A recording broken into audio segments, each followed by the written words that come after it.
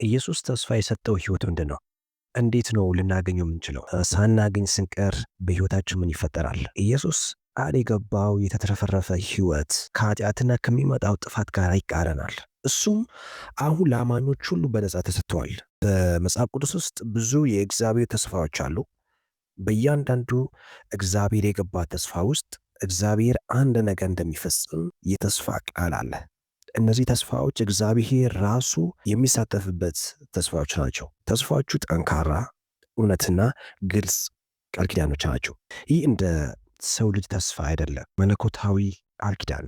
እግዚአብሔር የገባው ቃል በእርግጥ እንደሚፈጽም ሙሉ ዋስትና አለን። ዘኍልቍ ምዕራፍ 23 ቁጥር 19 ላይ ይዋሽ ዘንድ እግዚአብሔር ሰው አይደለም፣ ይጸጸትም ዘንድ የሰው ልጅ አይደለም፣ ተናግሮ አያደርገውምን? ተስፋ ሰጥቶስ አይፈጽመውምን? ይላል። እግዚአብሔር አብርሃምንና በዘሮቹ አማካኝነት ሙሉን ዓለም እንደሚባርክ ቃል ገብተዋል። ዘፍጥረት ምዕራፍ 23 ቁጥር 2 እና 3 ላይ ማየት እንችላለን። ይህ የአብርሃም ኪዳን ተብሎ የሚጠራው ቃል ኪዳን አብርሃም የሚጠብቀውን መሲህ ያመለክታል። ዮሐንስ ወንጌል ምዕራፍ 8 ቁጥር 56 ላይ ማየት ይቻላል። እግዚአብሔር አምላካቸው እንደሚሆን ሕዝቡ እንደሚያደርጋቸው ቃል ገብተዋል። ዘሌዋውያን ምዕራፍ 26 ቁጥር 12 እና 13 ላይ ማየት እንችላለን።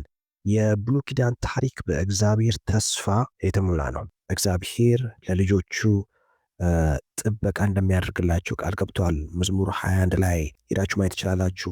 ኢየሱስ በዮሐንስ ምዕራፍ 10 ቁጥር ላይ የሰጠው ተስፋ በዚህ ሕይወት ውስጥም ሆነ ለዘላለም ሕይወት ሙላት ነው ማለት ነው። በኢየሱስ ክርስቶስ በኩል ከእግዚአብሔር ጋር ትልቅና ትርጉም ያለው ግንኙነት ተቀብለናል። ይህ ግንኙነት በይቅርታ በሰላምና በመዳን ተለይቶ ይታወቃል። ይህንን የተስፋ ቃል ኢየሱስ ክርስቶስን በማወቅና በመከተል ብቻ የሚገኝ የእርካታ ስሜትን ይሰጣል። የተትረፈረፈ ሕይወት ለአማኞች አሁን ተሰጥቷቸዋል። የዘላለም ሕይወት የሚጀምረው በመዳን ነው። በዮሐንስ ወንጌል ምዕራፍ 10 ላይ ያለው የኢየሱስ ቃል ኪዳን በእርሱ ከበቂ በላይ የሆነው ሕይወት እንዳለ እናያለን። ኢየሱስ ሌባውን ሊሰርቅና ሊያጠፋ ብቻ እንደሚመጣ፣ እሱ ግን ሕይወት እንዲኖረንና እንዲበዛልን እንደመጣ ተናግረዋል። በአውዱ ውስጥ ኢየሱስ ሬሰንትሊ ዕውር ሆኖ የተወለደውን ሰው ፈውሶ ፈሪሳውያን ከብዙ ጥያቄና አለመግባባት በኋላ ከምኩራብ አባረሩት። በኢየሱስ የተፈጠርንበት ዓላማ መኖር እንችላለን። ዮሐንስ ወንጌል ምዕራፍ 14 ቁጥር 6 ላይ ኢየሱስም እንዲህ አለው፣ መንገዱም እኔ ነኝ፣ እውነትና ሕይወትም እኔው ነኝ፣ በእኔ በኩል ካልሆነ በቀር ወደ አብ የሚመጣ የለም። ኢየሱስ በመስቀል ላይ ሞትን ላደረገ የሞት መንደፊያ ኃጢአት ነው፣ የኃጢአትም ኃይል ሕግ ነው። ነገር ግን በጌታችን በኢየሱስ ክርስቶስ በኩል ሞትና ኃጢአት ላይ ድል አገኘን።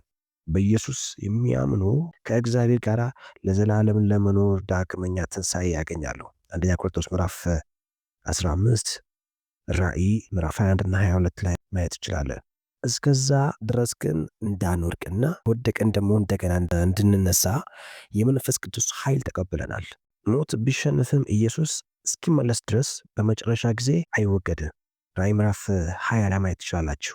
ኢየሱስ መጥቶ የመዳንን መንገድ ፈጽሞታል። ሆኖም ለመጨረሻ ታድሶ እሱን እንጠባበቃለን። እኛ በመካከል ውስጥ እንገኛለን። አሁን እየመጣ ያለው የዘላለም ሕይወት ተስፋ እያየን በዚህ ሕይወት ውስጥ ደግሞ ኃጢአታችንን በመንፈሱ እያሸነፈን እሱ ቃል የገባልን ተስፋ መኖር እንችላለን። እሱን በእግዚአብሔር ፍቃድና መንገድ መሰረት መኖር። ኢየሱስ ዓይኑን ያበራለትን ሰውየውን አገኘ፣ ራሱን መሲህ እንደሆነ ገለጠለት እና እምነቱን እንዲገልጽ ጋበዘው። እንደዚህ ያለ ዮሐንስ ወንጌል ምዕራፍ 9 ቁጥር 35 እስከ 39 ላይ ያለው ማለት ነው። ኢየሱስም ሰውየውን እንዳባረሩት ሰማ። ባገኘውም ጊዜ ሰው ልጅ ታምናለህ አለው። ሰውየውም አምንበት ዘንድ እርሱ ማን ነው ሲል ጠየቀው።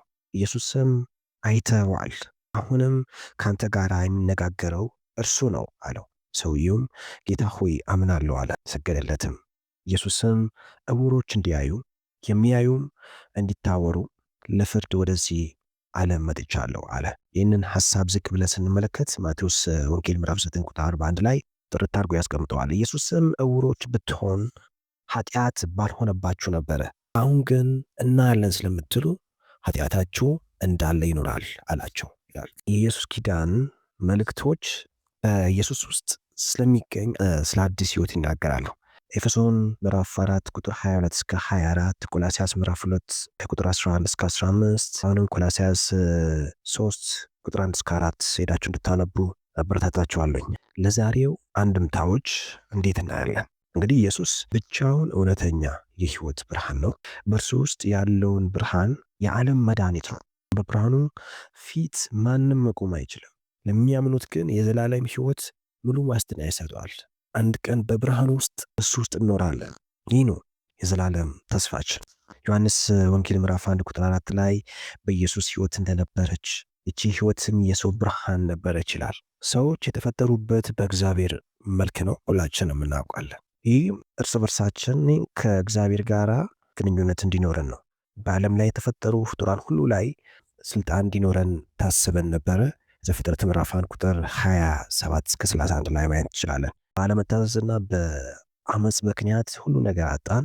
በአለመታዘዝ በኃጢአትና በአመፅ ምክንያት ያጣነውን መልካም ነገሮች ሁሉ በጌታችን በኢየሱስ ክርስቶስ ዳግመኛ ትንሣኤ እንደገና ወደ ነበርንበት ሙላት ተመልሰናል። እንግዲህ አንድ ቀን በክርስቶስ የሚታመኑ ሁሉ ሙሉ በሙሉ ልንረዳ የማንችለው መንገድ፣ ዓይን ያላየ ጆሮ ያልሰማ ከበቂ በላይ የሆነውን ሕይወት ከኢየሱስ ጋር እንኖራለን። አንደኛ ዮሐንስ ምዕራፍ 3 ቁጥር 2 እንድታነቡ ጋብዛችኋለሁ። ስለዚህ ስናጠቃልለው 3 ነጥቦችን ልንገራችሁና ጨርሰዋለሁ። ስለዚህ ልንገነዘቡ የሚገባ ነጥብ ምንድን ነው? አንደኛ ኢየሱስ የተትረፈረፈ ሕይወት፣ ጥልቅ መንፈሳዊ እርካታና ዓላማ ይሰጣል። ሌላ የኢየሱስ የተስፋ ቃል ከቁሳዊ ፍላጎት ባሻገር ነው። እሱም የእግዚአብሔር ሰላም፣ ደስታና ዓላማን የሚያካትት ነው። ሌላ የኢየሱስ የተስፋ ቃል ሕይወት አሁን ይጀምራል እና እስከ ዘላለም ድረስ ይዘልቃል ማለት ነው። ሁለተኛ ልናሰላስለው የሚገባ ጥያቄ ምንድን ነው? ኢየሱስ ቃል የገባው የተትረፈረፈ ሕይወት በየትኛው የሕይወት ዘርፎች እየተለማመዳችሁ እንደሆነ ይሰማቸዋል። ሌላ የጎደለው ሕይወት የት እንደሆነ ይሰማቸዋል።